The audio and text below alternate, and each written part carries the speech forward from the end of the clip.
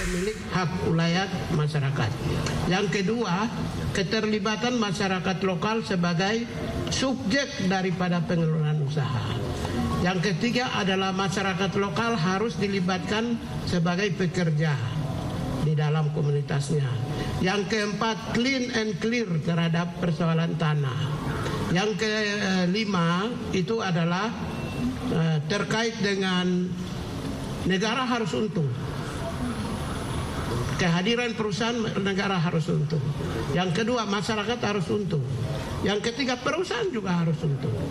Yang keempat, keenam itu kehadiran perusahaan tidak boleh menggeserkan nilai-nilai budaya dan tatanan adat yang ada di sekitarnya. Dan kehadiran perusahaan sejatinya adalah memproteksi masyarakat adat dan melestarikan masyarakat adat, ya, bukan meniadakan masyarakat adat. Lalu yang berikut adalah kehadiran perusahaan berorientasi pada kelestarian lingkungan. Apa yang dimaksud dengan lingkungan? Saya ingin cerita sedikit saja sebelum ini, yaitu seperti burung pipit yang kecil, dia tinggal di sebuah pulau. Kemudian tiba-tiba ketika El Nino, ya, hutan sebuah pulau itu terbakar. Burung pipit yang kecil itu dia terbang, dia pikir dia bisa hinggap dan aman di tempat lain. Terbang sampai akhirnya karena satu pulau itu terbakar, burung pipit pun ikut mati. Siapa yang salah di sini? Ketika burung pipit itu mati karena hutannya kebakaran, ya manusia. Itu man-made. Kejahatan yang dilakukan oleh manusia menyebabkan burung yang tidak berdosa juga mati. Karena itu investasi yang masuk selain menyelamatkan manusia, menyelamatkan nilai budaya dan tatanan, juga menyelamatkan ekosistem dan menyelamatkan burung. Saya kira aspek-aspek itu, karena itu kami sudah sepakat dalam waktu dekat kami akan lakukan FGD di kantor. Kami menunggu naskah akademik. Setelah itu dengan draft RUU-nya kami akan kawal, kami akan menyurati, kami akan mendorong, dan 100% kami akan mendorong itu. Terima kasih. Terima kasih. Ya. Luar biasa. Kalau ada yang nanya boleh. Sudah ya? Pak. Sudah. Ya. Saya dari Kompas. Ya. RUU masyarakat adat kan sudah 20 tahun lebih.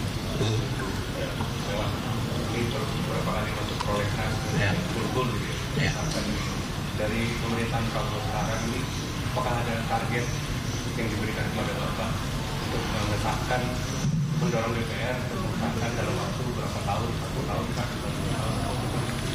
Saya kira gini ya, ini sudah menjadi perhatian dari pemerintah. Dalam konteks ini adalah legislatif, inisiatif DPR kan. Ketua baliknya Gerindra. Saya yakinnya karena sudah prolegnas 2025 ini kemungkinan akan disahkan. Tetapi ya, undang-undang yang disahkan itu harus substantif. Harus isinya itu memenuhi standar-standar nilai HAM, penghargaan dan penghormatan terhadap nilai masyarakat adat, dan pemberian penghargaan terhadap hak-hak yang melekat pada mereka, dan memproteksi masyarakat adat. Saya kira itu yang penting. Konten isi yang berkualitas, dijiwai, disemangati, dan juga melestarikan kondisi masyarakat adat yang ada tanpa mengurangi nilai apapun. Itu yang penting. Tapi bahwa pengesahan itu kalau sudah menjadi hak inisiatif DPR, saya meyakini, apalagi saya pasti akan menyurati ya. Saya meyakini tidak akan mengalami kesulitan. Begitu. Ada lagi? Pak, mungkin ini terkait pelanggaran HAM yang pengiriman anak nakal ke barak. Apakah itu merupakan pelanggaran HAM atau? Nah, itu nanti aja dulu. Ini kita selesaikan dulu yang ini. Yang masyarakat. Nanti setelah itu saya jawab ya. Ada lagi yang masyarakat adat. Ada Pak. Kita bungkus. Oh ya boleh. Ya, nambahin dikit, mungkin berharap setelah bertemu dengan Bapak Menteri, Badan Legislasi DPR segera membentuk panja Bang ya, panitia kerja di Badan Legislasi untuk segera membahas RUU masyarakat adat. Karena kan ini udah hampir 15-20 tahun tidak pembahasan, dan baik sekali Menteri HAM hari ini menyambut baik dan akan menyurati, dan semoga balik segera membentuk panja hak asasi panja RUU masyarakat adat dan berproses mulai Juni, mungkin bisa berproses untuk pembahasan. Terima kasih. Kawan-kawan masyarakat sipil di Koalisi Kawal sudah menyiapkan draft naskah akademik dan RUU-nya yang akan kita sampaikan kepada DPR dan pemerintah. Terima kasih. Kami akan menyurati ke DPR misalnya ya, sebagai Kementerian HAM ya, itu setelah kami FGD awal Juni. Setelah itu kalau sudah dapat naskah akademik dan RUU ya, baru jangan kira besok lusa ini sudah menyurati. Nanti kemudian yang terakhir saya menyampaikan terima kasih kepada teman-teman wartawan. Ini yang jarang disampaikan. Ya, kalau ketika Anda berada kepada orang-orang yang membutuhkan pertolongan, kalian masuk surga semua. Saya hakul yakin. Karena itu wartawan atau media itu tidak hanya sebagai salah satu pilar demokrasi, tapi pilar kemuliaan. Udah ya, bagian ini udah selesai. Kita salaman. Oke, terima kasih. Pak, apinya dong Pak. Kamera Pak.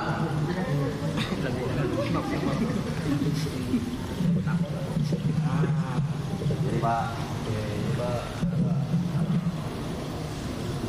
Pilar kemuliaan. Ya lah, biar supaya kalian kemuliaan. Oke, Mas.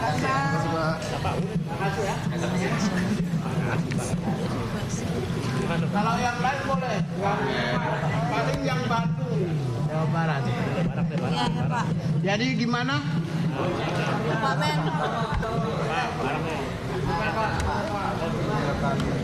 Ya.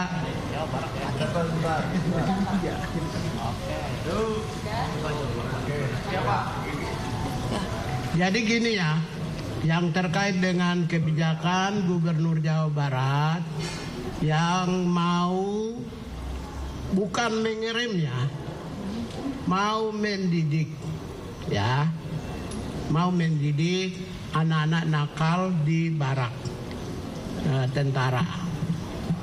Dalam perspektif HAM, saya pertegaskan tidak melanggar HAM, ya. Karena apa?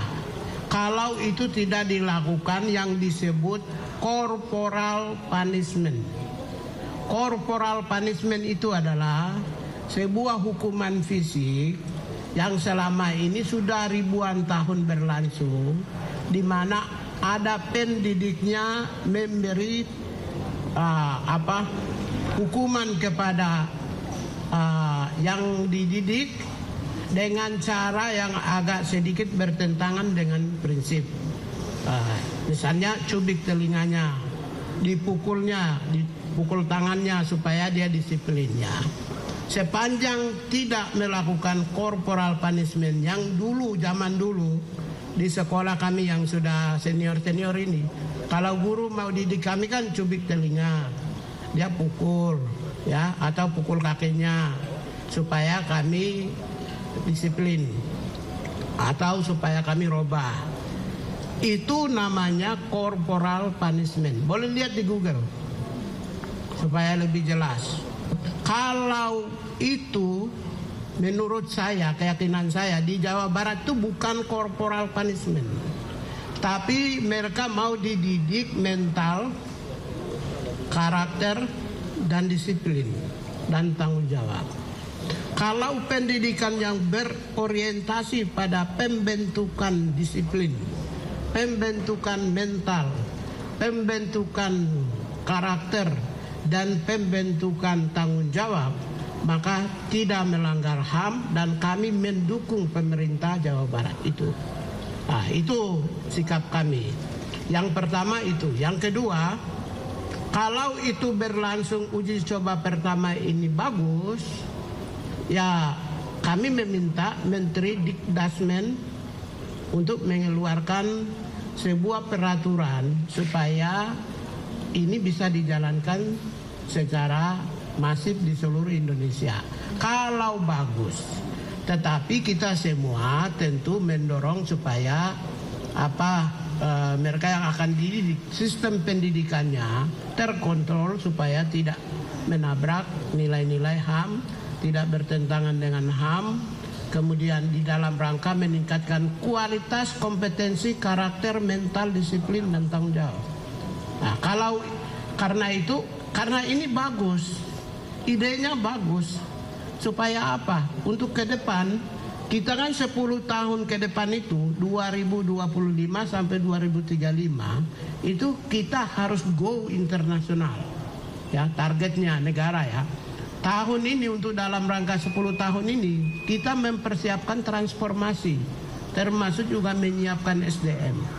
Andaikan 2035 itu SDM Indonesia itu mindsetnya mindset HAM, mindset demokrasi, mindset tentang keadilan sosial, perdamaian, kepedulian, itu terbentuk, masyarakat komunitas yang terbentuk, maka nanti 2035 dengan nilai produktivitas yang tinggi, disiplin yang tinggi, tanggung jawab yang tinggi, ya, kapasitas yang baik, yang kompeten, maka kita punya target 2035 go internasional, itu kita bisa berani gitu. Sementara setelah itu 2045 Indonesia emas, kita kan leading dunia.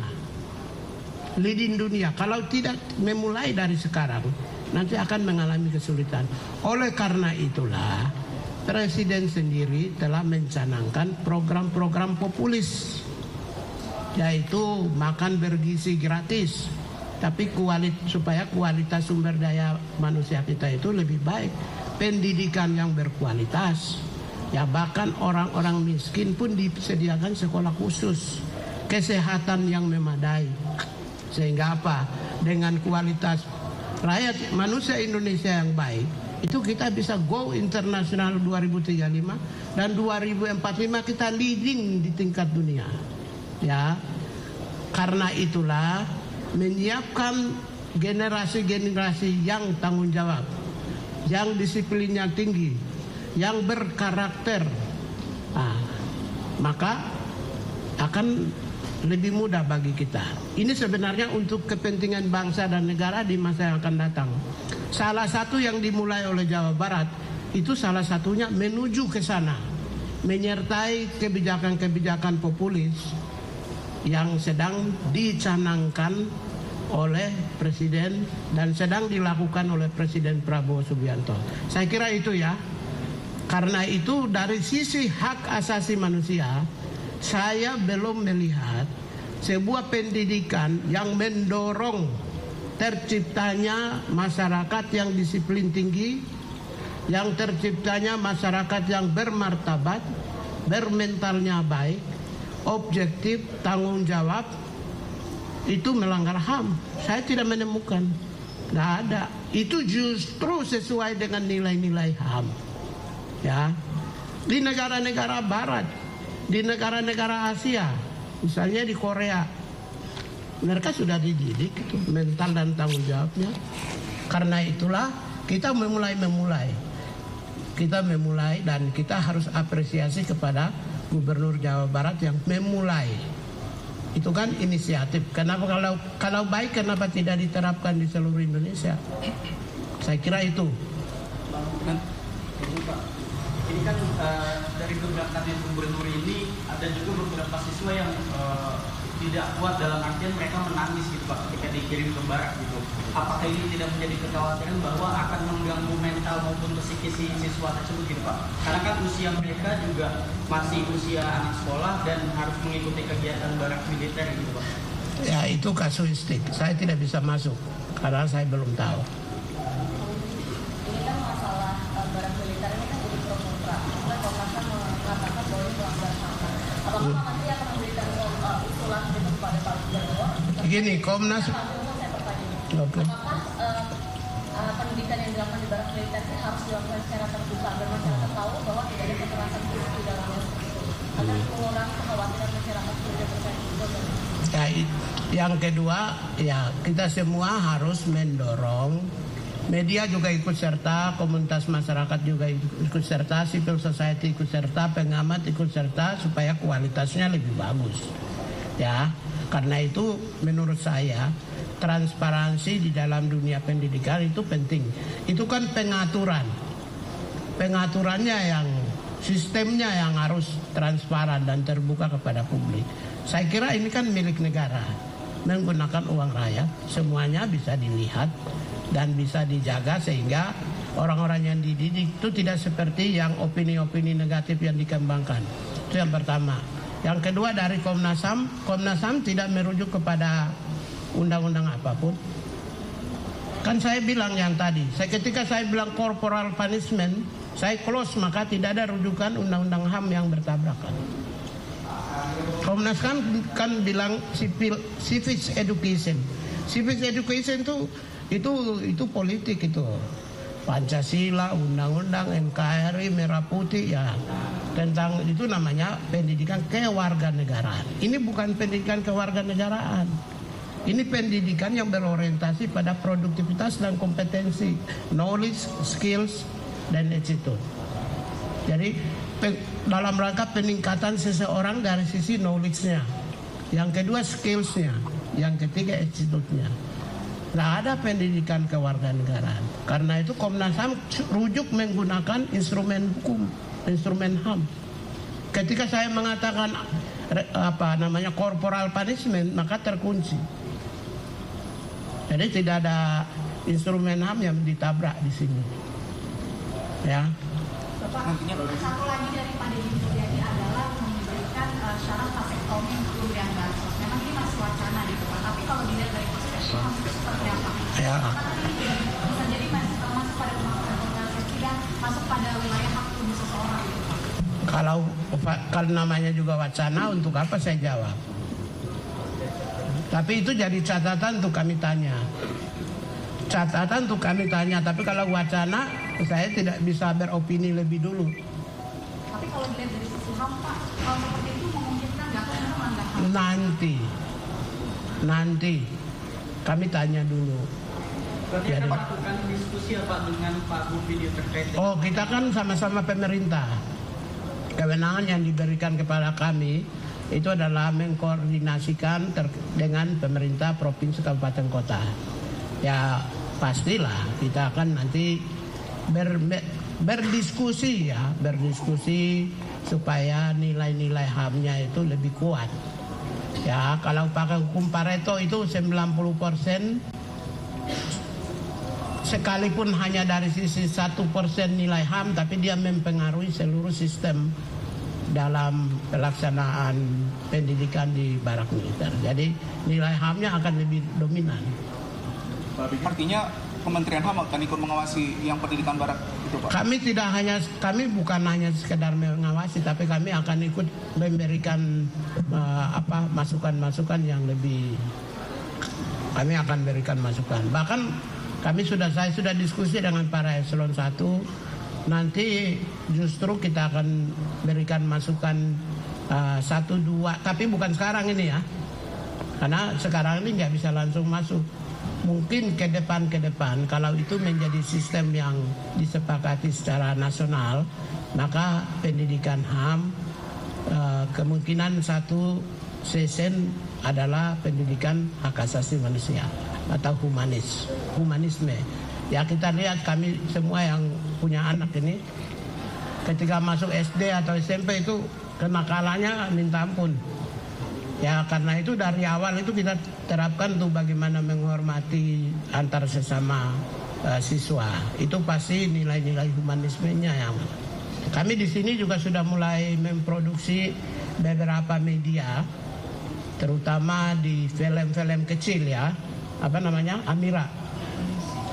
Si Kecil Amarah. Nanti nonton aja Si Kecil Amarah. Si Kecil Amarah itu cerita untuk anak-anak kecil yang TK, SD. Mereka bagaimana menghormati hak dan kewajiban setiap individu. Kita sudah memulai juga dari kecil. Itu seirama juga. Ya. Pak, tadi dua pertanyaan Pak. Satu, tadi Bapak bilang kalau ini kan sedang Pak pilot project nih, balik lagi ke barak ya, pengiriman anak ke barak itu pilot project, dan kalau bagus akan dilanjutkan dan diluaskan penerapannya, cuma kalau enggak di stop. Nah, itu bagaimana cara Kementerian HAM atau pemerintah mengaudit pelaksanaannya saat pertama kali pelaksanaannya? Terus kedua, sebenarnya saat Gubernur Jawa Barat Pak Deddy Mulyadi itu mengungkapkan rencana dia untuk ngirim anak ke barat, Pak Prabowo udah tahu belum sih Pak? Seluruh pemimpin maupun rakyat pasti tahu lah kalau media muat. Jadi nggak mungkin nggak ada yang tahu. Pemimpin mana sih sekarang seperti dunia yang terbuka gini nggak ada yang tahu. Saya pikir semua tahu.